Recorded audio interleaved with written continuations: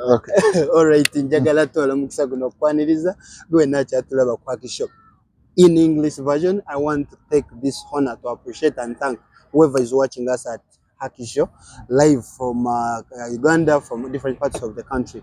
Today it is 26th of April 2024. It's Haki Show UGH Love at Tal Cottages, live with one and only, for you who are viewing us, watching us from wherever you are for your first time. I'm with Mr. Angry Apo, the only man from Mbokolo. He's going to tell us every time it's a Friday, beautiful Friday. We are always here discussing H Love matters. Today we have come up with very many big matters. Either people in relationship, people in marriages, intending to be there, or you already there. Just subscribe to Haki Show and follow us at TikTok, Haki Show still. Then on YouTube, subscribe. Those on TikTok, follow, like, and share, comment everywhere you find our content. For people who may be viewing us for the first time, I want to take this honor to first welcome once again, yes, Mr. Nguriapo. Then we start the show. Yes. Say hi to the viewers and hello our viewers. Yeah. As usual, Friday, H Love. H Love. You're welcome.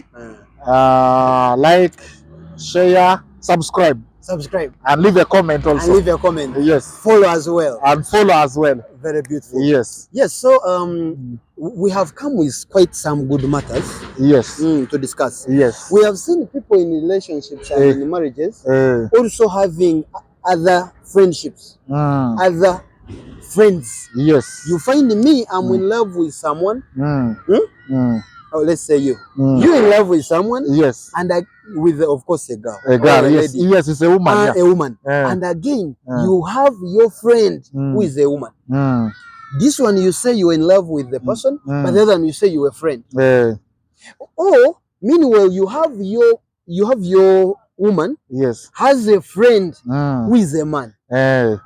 We want to know to that Haki Show. Yes. To which extent is this friendship of difference between this is my bare friend, this is just a friend, and this is my lover? And anyway, of which impact?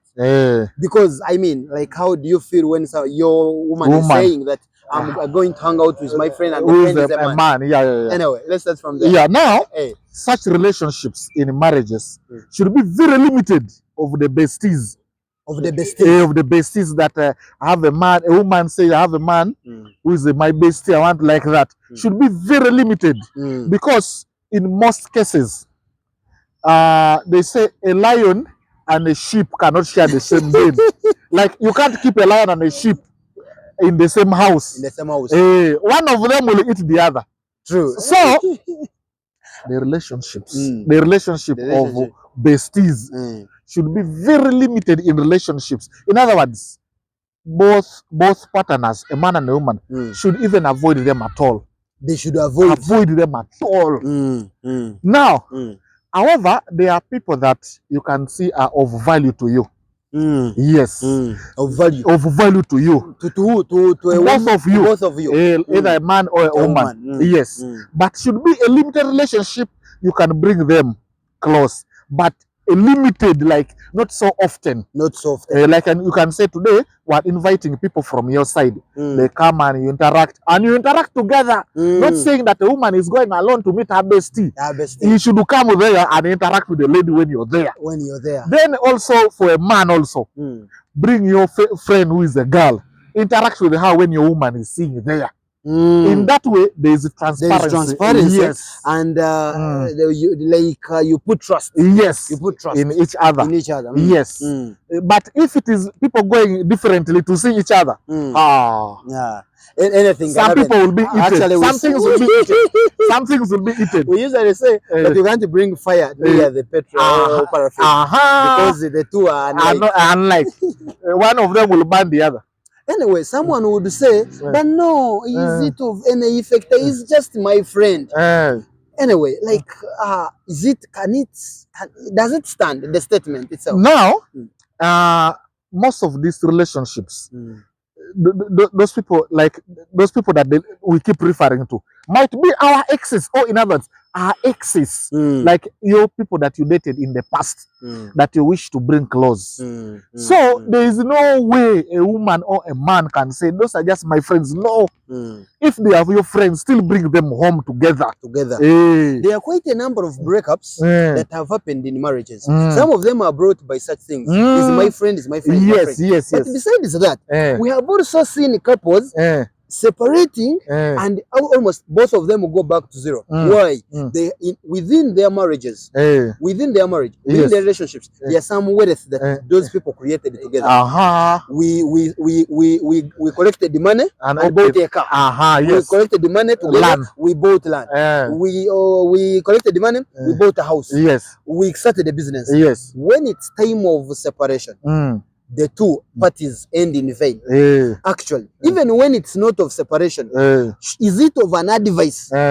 You're a woman to add up money with your man and you do something jointly. Like, what would you say about now? Here goes to how you trust each other. The trust. Yes, there should be trust 100%. Okay. And it should be like, if it is money in the account, it should be a joint account, whereby if one partner cannot withdraw without the other one. It should be like that.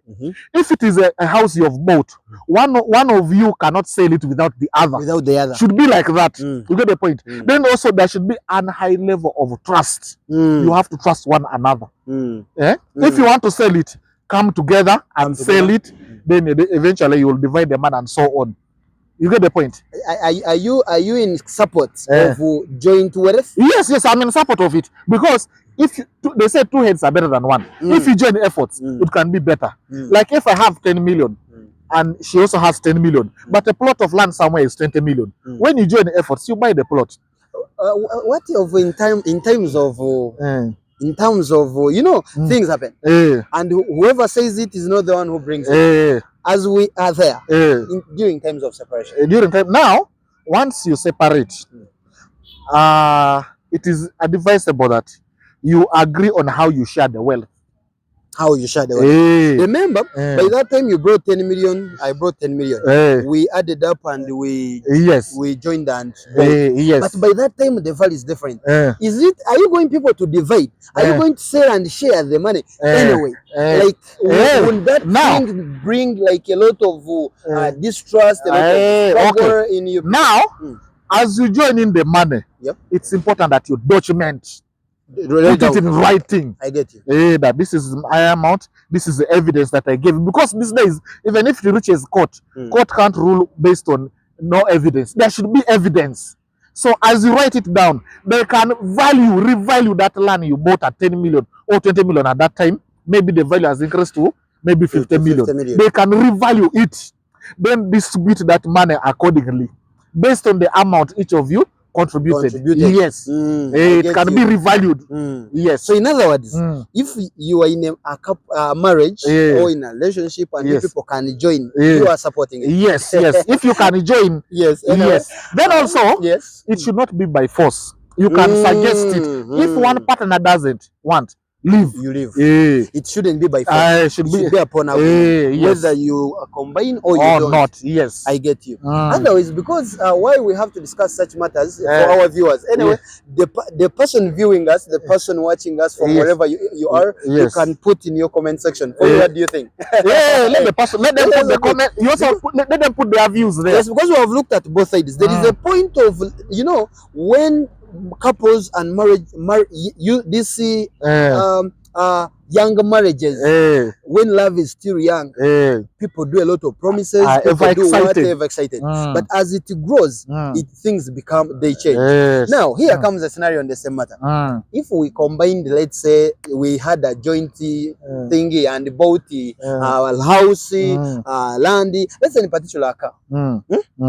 And maybe I have some hajirism in me. You understand the hajirism? I get you. If I have some hajirism in me and I'm intending to marry a second haki, when this man say, please, what we joined should never cross. What do you have to say? Now, a man may decide to add on. Yes, now. And the woman holds you. Please, you can't, because ABCD are for us together. ABCD this thing. Now, it depends on how a man introduces it to a woman. Like before a man marries, it is advisable that he talks to his first wife. Okay. That, you know what, madam, much as we're together, but I feel like we need to add another person. Now, based on the reaction of the lady, will determine the next step. Now, if the lady insists that what we bought together should not benefit the other lady, of course, as a gentleman, you have to respect you have to respect that, and you move on. You move on and start afresh with the other one also. One thing which I have loved is how you have made the introduction. That how do you see? How do you see? Women of nowadays, do they accept? No, they won't. These days, women don't want to be 2 or more in a relationship. Surprisingly, even Muslims don't want. Even the Muslim when even they know, the truth is that in Islam, it's allowed. If ability is allowed. Anyway, when a woman gets married, relatives, bloodline relatives of a woman become your in-laws. Sister-in-law, brother-in-law. We have seen some marriages. A man in a scuffle with a woman for having failed to take care of the in-laws. Yes. We want to know, is it a must? Or it's upon my choice? And anyway, should I anyway, we want our viewers to that responsibility, a man taking responsibility of the in-laws. Is it a mandate? Because that I married you, then I have to carry everyone. Anyway, yes. Now, it's optional. It's optional. Optional. Whether he wants it or it's optional. Now, the fact that a man has paid bride price for you is already enough already. Enough. Now, if there are responsibilities from the side of the woman, the in-laws, it's up to, if a man is able and wants to, it's fine. But if he does not want to, it should not be pushed on a man. It shouldn't be pushed. A lady can say, we have this problem, but if you're able, you can come in.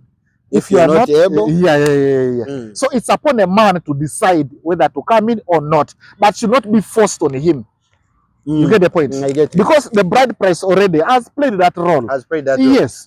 We have seen women even getting angry. You don't want, and for you help your brother, but you don't want to help my sisters. And why? Should that point come out in the couples or in marriage? Not at all. Not at all. Now, normally women that want help for their extended relatives are women that don't last in marriage. Yes. Because most women think men are fools. That this one I will tell him he will help. This one, yes. They take advantage of the fact that we are quiet people. They don't know that we also internalize things. Yes. And that's why it also comes in these target marriages. We have got target marriages. If someone gets married not because of love, but money, something or something. Yes. Like that. That's why we have a lot of breakups as a result of that. Yes. Anyway, because our viewers, these are things that really are outside there. Yes. And when someone comes to watch a Love and Turkey show, must find everything. Everything is here. Just drop your question, your comment. Good. We have seen, as we finalize, bringing close parents has become an order of the day. Yes. I've not separated whether parents of me as a man or parents of a woman. Of a lady. We want to know. Anyway, of what effect one of the side to bring close the parents in the marriage? Yes. Now, both parents, a man and a woman, play a very big role in marriage. Both parents? Yes. Of a man and a woman? Both to a good extent and sometimes to a bad extent as well. I'm getting it. Now, for a couple that has got married, it's advisable that remove your parents from your family affairs. They should not be involved so much. They can only come in when there is a burning issue to settle both of you. Something sort of. Yes. But other things, it's between the two of you. Yes, it's between the two of you. Because when parents come in, the parents of the man can give their opinion. The parents of the girl also give a different opinion. Then those two already clash already. Now, as those ones are clashing, even the couple is also clashing. So it's advisable that parents step aside and leave the new couple handle their things on their own way. They say we learn from mistakes. Let them make their mistakes and they learn from it. They learn from it. Yes. But when you bring in the parents, in most cases, you will start, parents will also start their battle as you're also fighting each other here. we have seen mommy's boys and mommy's daughters. Yes. Will these people find it comfortable to leave the parents aside? Now, those people, the mummies and the daddy's boys and so on, I get you. Should take this, should be advised to live independently, to be on their own. Because for how long are you going to be a mommy's boy? A mommy's boy. Oh, a daddy's boy or what and so on. You must stand as a man. You must stand as a woman. And start your own family as well. Even your own mother, you're saying you're a mommy's boy. She also started her own family on her own. Yes. So you are not man enough. All the time when something happens, you run to your mother. You call. Hello, mom. But again, now the man today has come late. Hello, dad. Yes. Like today something. Today. So is it your mother or father who has married the man or the woman or what? So it's upon the man and the woman to stand on their own. Yes. And at most consult friends a bit, but don't take it to your parents. You get the some point? Parents also who are personal, who take these matters personal. You will not do this to my daughter. They are also those parents. They are those parents. Immediately how can you cook such food for my son? Yes. Now, even me, I saw if you are not the one. Now, those parents should take a chill pill. Like, let them relax. Should take what? A chill pill. You take a pill and relax. And watch at a distance. Because even when those days when they also married, they will not be happy to see their parents also inconveniencing with their marriage. I'm getting it. It's better to the parents take a chill pill. They watch at a distance. Let this couple handle their issues on their own also. I'm getting it. When you keep on coming in that my daughter cannot do this and so on, you're giving that man a reason or an excuse to dump your daughter or divorce even. So watch at a distance or advise at a distance, but don't come in to inconvenience. All right. So you who is watching us, still watching us with us, you who has just subscribed, who has just followed, who has liked, bravo. We love you so much. You're the reason behind as to why we have to keep serving you, doing all this for you. We just love that. Anyway, it has been Happy Christopher for you, and I just want to say we love you so much. Last words before we close. Thank you very much, the viewers. By the way, I always see the views and the likes and the comments. They are massive. The fans are keeping us going. Thank you so much. You mean a lot. You mean a lot to us. Continue doing the same spirit, liking, commenting, sharing, subscribing, and sharing. And everything. Yes. Thank you so much. Yeah. And we are here to educate. We are proud of it. Yes. Thank you. Okay. The name was once again. I'm Paul Anguria. The only man from Omokolo. Anyway, Happy Christopher is my name. I've been a host as a guest always every Friday in Nature Love. Thank you. Peace. Yeah.